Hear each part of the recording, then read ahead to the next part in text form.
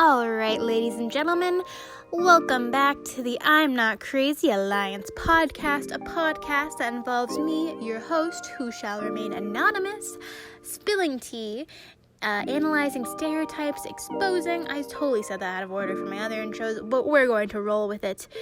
Yes, I'm analyzing stereotypes and stigma seen in movies, television, and books. Good news, my dear Inca warriors, I'm actually going to be talking about some television shows today. Crazy. So far I've only talked about movies. Next stop, books. Who's hyped? I got a few ideas, but I'm not going to tell you what. But if you want to leave me suggestions down below in the comments, please do. Okay, anyway, let's have a chat today for the next little bit. I'm going to hit a few points about two movies and 2 television shows. That's pretty well-rounded. Okay. First thing I'm going to talk about is the film starring Jim Carrey and Renee Zellweger. You may know it. Me, Myself, and Irene. It's an interesting movie to say the least. It's probably one of my least favorite Jim Carrey movies. But it also has a very, very poor rep for mental health in there. So let's talk about it. So, quick synopsis. Jim Carrey's Charlie / Hank, he has 2 personalities, has a mashup of dissociative identity disorder and schizophrenia, which turns him into a Jekyll and Hyde-like connoisseur of, I'm very clever in my notes. I'm so stupid, sorry. Of, like, poop jokes and boob jokes. Not funny, okay. And mental health professionals loudly criticized this film when it first came out because it's truly poking fun. There's no way around it. I'm sure it wasn't intentional, but it is poking fun at people with either one of these mental health issues. There's no way around it. Because in reality, if they would have done research, I don't think this necessarily was the greatest idea for a film and probably shouldn't have been made. But so there's no way I can even think about saving it. But in reality, schizophrenia which was one of the things they said Jim Carrey's character has. They don't have multiple personalities. Why would they? It doesn't work like that, dude. They don't hallucinate, which we've talked about before, and they don't have multiple personalities. They just hear other auditory sounds around them that most people don't hear. You know? It's not gonna totally change their chin like I think it does in the movie, and they're not gonna go on a cross-country. They wasn't cross-country. They went out with Renee Zellweger. They did a few misadventures. But yeah, schizophrenia is so difficult to rep in film, I feel like, but it's the most common one. It just, please, I want to know some good schizophrenia rep in films, books, television. Please give them to me. Write them down in the comments. I really want to see them because I've only seen bad rep, and that unfortunately includes the next movie I'm going to talk about, which is The Fisher King, which stars my hero, the late and great Robin Williams, who we unfortunately lost due to his mental health issue. He took his own life, but he did receive an Oscar for this film. He plays a schizophrenic homeless man, and I'm not gonna go off on Rob. I feel like I'm not gonna go off on this movie as much as I might have if this were someone else. But the fact that it's Robin Williams, I'm not gonna lie, I can't. I physically can't. So I'm sorry that I can't. Feel free to go off in the comments below about how terrible rep is in this movie, how terrible I am for not being able to go through with it and completely trash this movie. But I can't. I will say that he does have hallucinations, which again, not a symptom, and it's very romanticized. William's character's mental health problem starts as a response to witnessing his wife's death. That could happen. That's very plausible. mental health can be caused either by a chemical imbalance or a traumatic event. Really, it's either or. There are other ways too, I'm sure. But it's just, it's gross. This film can be gross. Because he gets manipulated by a character who's played by Jeff Bridges, who tries to help him find the Holy Grail. It's basically, it's manipulation. And it's also, it's just, it's really unfortunate. Because I don't want to trash this movie anymore, if I'm being totally honest with you, because the characters in it are very charming. It's just when it's one of those films where you take a step back, that it affects you. You know what I mean? Like, when you're in it, you're like, oh yeah, this is fine, yada yada yada, but then you take a step back and you're like, oh no. But I don't want to go off. I'm not sure if I'm making sense right now. I'm rambling. Okay. But it's just, the Fisher King shows terrible rep for schizophrenia, and basically promotes manipulation. But yeah, other than that, I guess it's a good film. I gotta give it credit. I'm not gonna recommend it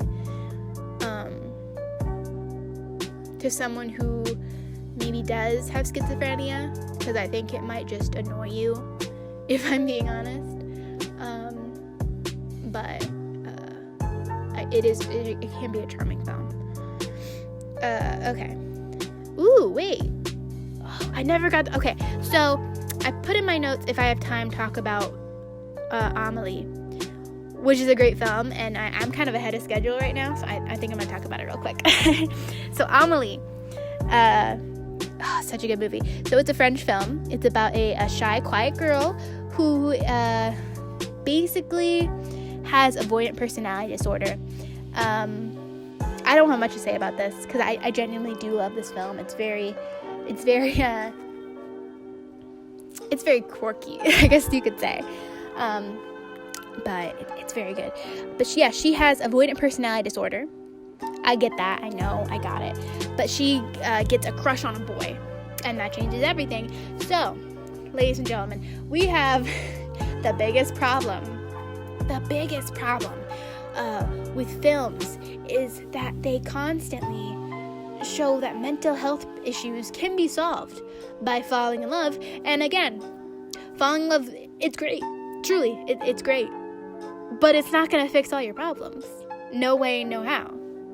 So, the fact that she eventually accepts love and finds happiness, not really unrealistic, but at the same time, I don't think so. It doesn't work when it comes. Sorry, I just scratched my head. I don't know if you can hear that. Sorry. Anyway, I'm wearing a hat. I'm sorry. But yeah, it doesn't work, and it's just avoidant personality disorder.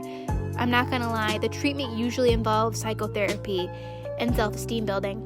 Not riding on a basically, with a scooter bike, motorbike sort of thing, with a handsome boy in France. I wish that helped, but it doesn't.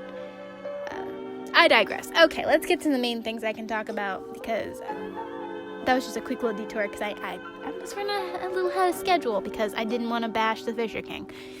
So let's talk about my first 2 television shows I am ever talking about on this podcast. Very excited.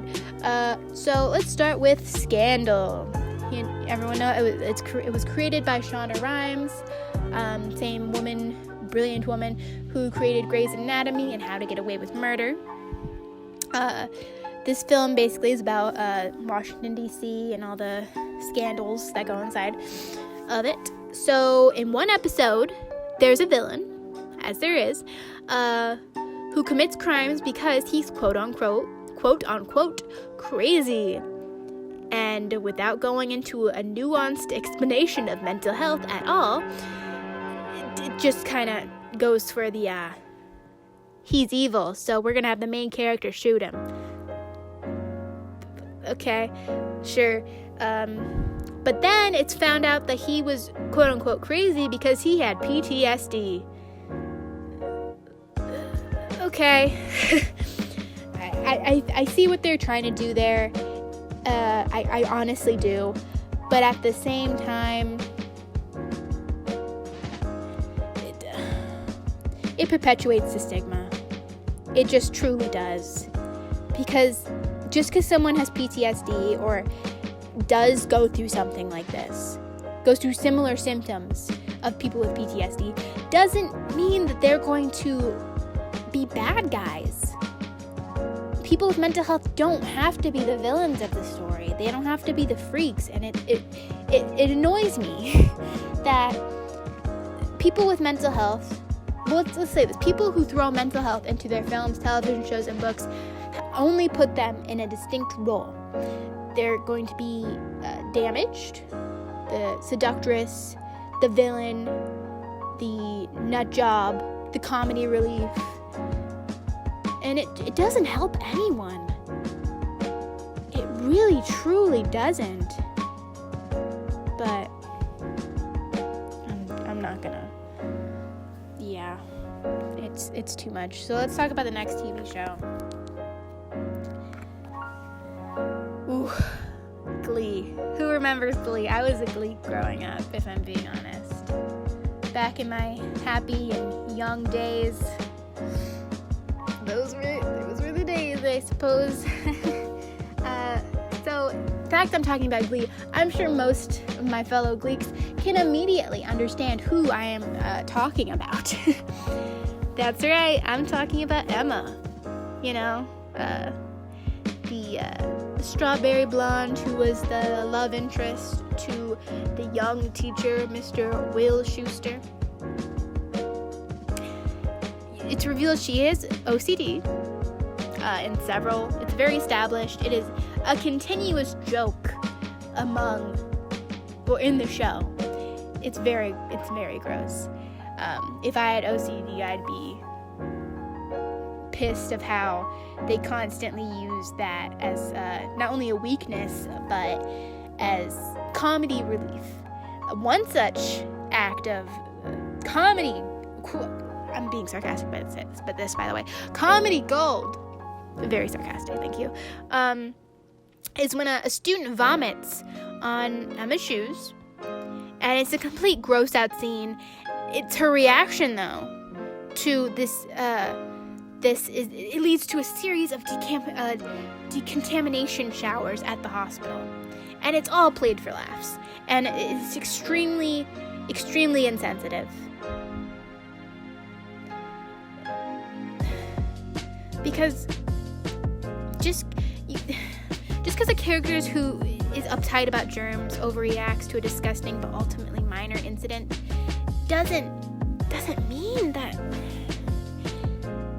I know I get lost in words sometimes. I suffered from a stutter growing up, so if you hear me saying things that just don't make sense and I stop, it's the stutter. But my dudes, I'd be so pissed if I had OCD and I watched this show, but because I watched it growing up before any of the bad things happened to me, I never knew, and I probably laughed at that scene, and I hate that I did, because mental health, again, isn't a joke. It's not. And just because someone has OCD doesn't make them just a germaphobe. That's not all OCD entails. So if they had a germaphobe do that, I'd be like, okay, that's still pretty gross. But the fact that she did that because she has OCD is not okay. And I hate that they did that. And it's by making fun of mental illnesses that some of these shows make viewers trivialize the conditions. In a 2011 study at the Health Communications, in Health Communications, found that presenting serious situations in a humorous way can make viewers take these conditions less seriously.